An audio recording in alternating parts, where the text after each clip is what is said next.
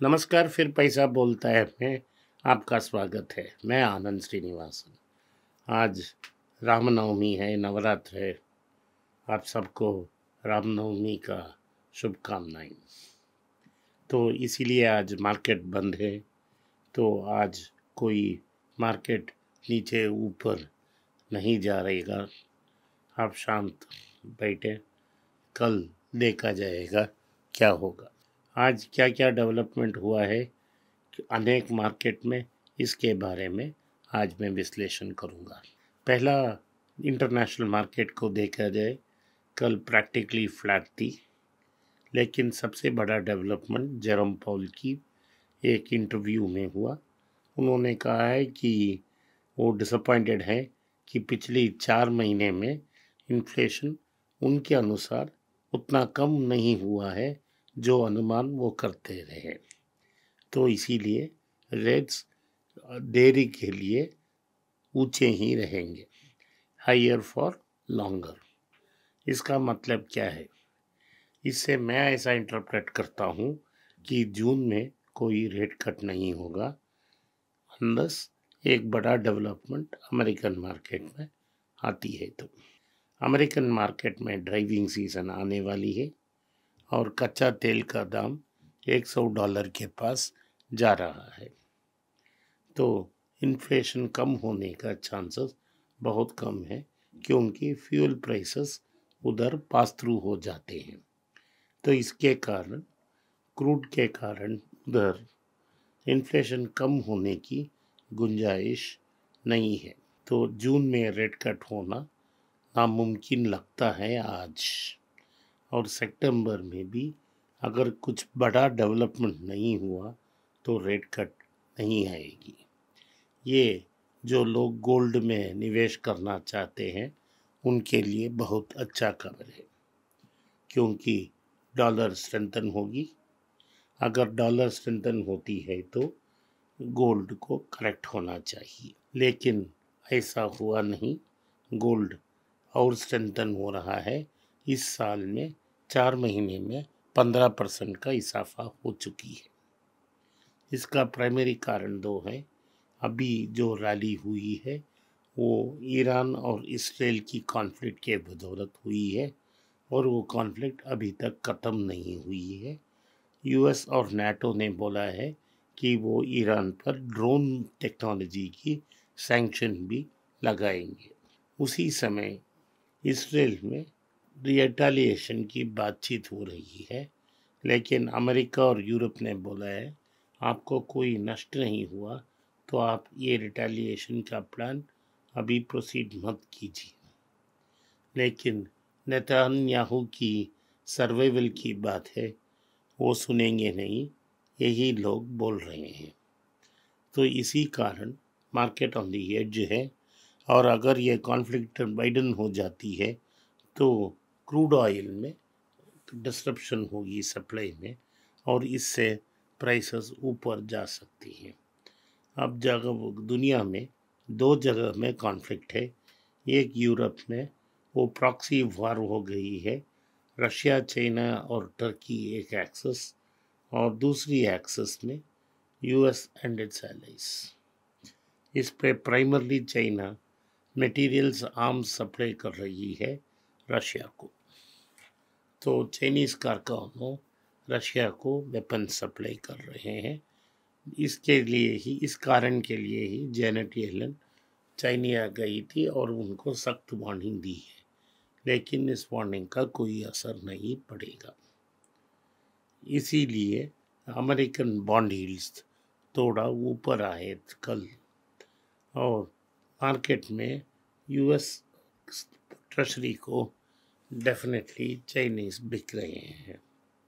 और इसके अलावा चाइनीज़ और रशियन सेंट्रल बैंक्स गोल्ड खरीद रहे हैं।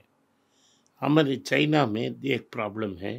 चाइना का प्रॉब्लम है, लगभग 4 लाख घरों को फोरक्लोज कर कर बेचने की प्लान है, क्योंकि ये डेट डिफ़ॉल्ट हो रही है।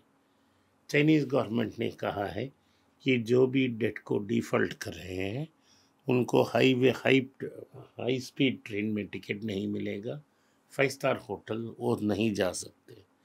तो गवर्नमेंट की प्रेशर भी इन लोगों को ऊपर बहुत ज़्यादा है। एक क्लासिक डिक्टेटर की तरफ काम कर रही है चाइनीज़ कम्युनिस्ट पार्टी। तो ये न्यूज़ है इंटरनेशनल की। इसकी बदौलत आज जापानीज येन भी नीचे गिरा, 154.61 तक पहुंच गया है। ये 1990 लेवल्स छू चुकी है। एशियन इंडाइसेस थोड़ी देर के लिए सारा गेन्स जो 2024 में उन्होंने किया उसको इरेज किया MSCI इंडेक्स के अनुसार, लेकिन उससे कुछ रिबाउंड हो गया और वो लॉसेस वाइप आउट हो चुकी हैं। लेकिन मार्केट ये संकेत दे रहा है हमें कि इस प्रेशर कंटिन्यू होगा और सोने का दाम ऊपर ही रहेगा। भारत में क्या क्या न्यूज़ है? भारत में नाटको फार्मा और FMC कॉर्प का केस चल रही है। FMC कॉर्प ने चंडीगढ़ में 2 और नया केसेस लाए हैं, वो CTPR केमिकल के अगेंस्ट, जिसके बारे में मैंने डिटेल्ड अपनी सिस्टर चैनल मनी पेज में बोला है। वो CTPR एक एग्रीकल्चरल पेस्टिसाइड है जिससे बहुत सारा लाभ नाटको फार्मा को मिल रही है। FMC के पास पहले पेटेंट था, लेकिन पेटेंट एक्सपायर हो गया। अभी उन्होंने दिल्ली हाई कोर्ट में 2-3 पिटीशन डाले हैं। सन 2022 से केस चल रहा है। FMC कॉर्प ने एक इंटरिम रिलीफ मांगी, वो इंटरिम रिलीफ सुप्रीम को दिल्ली हाई कोर्ट ने नहीं दिया। तो उन्होंने चंडीगढ़ में एक नया फ्रंट खोलने के लिए केस डाला। इस केस को नाटको ने सुप्रीम कोर्ट में जाकर एक पिटीशन डाला कि केसेस ऑलरेडी सब जुडिस हैं दिल्ली में, इस केस को भी आप दिल्ली में बदल दो। तो कोर्ट ने ऑर्डर दे दी कि ये केस दिल्ली हाई कोर्ट ही सुनेगी। तो ये थी, लेकिन वो इंटरिम रिलीफ नहीं मिलने से आज भी नाटको फार्मा CTPR बेच रहे हैं। तो आप, क्योंकि वैल्यूएशंस बहुत स्ट्रांग हैं और हमको अच्छा वैल्यू मिल रहा है, आप नाटको फार्मा कंसिडर कर सकते हैं। दूसरी स्टॉक जिसके बारे में मैं बहुत सालों बात कर रहा हूँ वो रहा एक्साइड। पिछले 3-4 साल से कोई मूवमेंट नहीं थी और 170 से जाके 225 रुपया में सिमट गई। लेकिन पिछले 8 ट्रेडिंग सेशन में वो 40% गेन कर चुकी है और एक साल में 136% गेन कर और 400 की ऊपर ट्रेड कर रही है एक्साइड। इसका प्राइमरी कारण ये है कि उसको किया और hyundai का प्राइमरी EV सप्लायर सेलेक्ट किया गया है। तो EV बैटरीज में एक्साइड का अच्छा योगदान होगा, ये एक कारण है। इसके अलावा कमोडिटी प्राइसेस ओवरऑल सप्रेस्ड है, ये भी उनको अच्छा न्यूज़ है। इसके कारण अमर राजा बैटरीज का स्टॉक है वो भी ऊपर जा रहा है, लगभग 10-12% बचकर 970 तक पहुंच गया है और ट्रेड हो रहा था। लेकिन इसमें वैल्यूएशंस देखें तो एक्साइड बहुत एक्सपेंसिव है आज, और अमर राजा में रिलेटिव वैल्यू है। आज न्यूज़ आया है कि वोडाफोन ने 4,500 रुपया एंकर इन्वेस्टर से ले ली है। ये एंकर इन्वेस्टर्स फॉरेन इन्वेस्टर्स हैं और डोमेस्टिक इंस्टीट्यूशनल इन्वेस्टर्स भी हैं। और Somanathan, finance secretary government of India ने लोगों को आग्रह किया है कि वो इस कंपनी में सब्सक्राइब करें और इसको FPO को सक्सेसफुल बनाएं ताकि 3 कंपनियां 5G सर्विसेज दे सकें। लेकिन सोमनाथ जी को ये भूल जाते हैं कि BSNL नाम का एक कंपनी है, वो भी गवर्नमेंट के पास है, उनके पास रियल एस्टेट का बड़ा भंडार है, उनको भी 5G खिला दिया जा सकता है। तो उसके बारे में सोमनाथ ही जाने। गॉडफ्रे फिलिप्स इंडिया की दूसरी सिगरेट कंपनी इसके बाद आईटीसी के बाद उन्होंने 2005 में 24/7 नाम का एक रिटेल स्टोर का फ्रेंचाइजी ली थी। 195 स्टोर्स हैं इस कंपनी को और लगभग 3.5 करोड़ की टर्नओवर हो रही है, लेकिन ये परपेचुअल लॉस मेकिंग है। कंपनी इसको बेचना चाहती है। टाटा ट्रेंड के थ्रू रिलायंस रिटेल डीमार्ट इस कंपनी में इंटरेस्टेड है और इसको खरीदना चाहते हैं। टाटा का इंटरेस्ट क्यों है?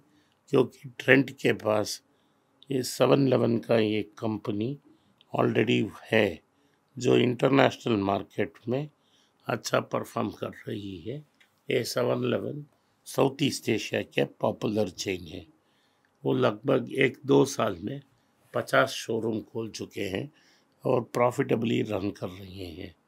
इसको अगर 195 स्टोर मिल गए तो लगभग 250 स्टोर उनके पास आ जाएंगे और इकोनॉमी ऑफ स्केल आसान मिल जाएगा। यही कोशिश है। आदित्य बिरला कैपिटल के बारे में कुमारमंगलम बिरला जी ने एक बयान दी है जहां उन्होंने बोला है कि वो 100 करोड़ का एक नया ऐप लॉन्च कर रहे हैं जिससे उनके कस्टमर्स सारे डिजिटली उनके साथ टच में आ सकते हैं।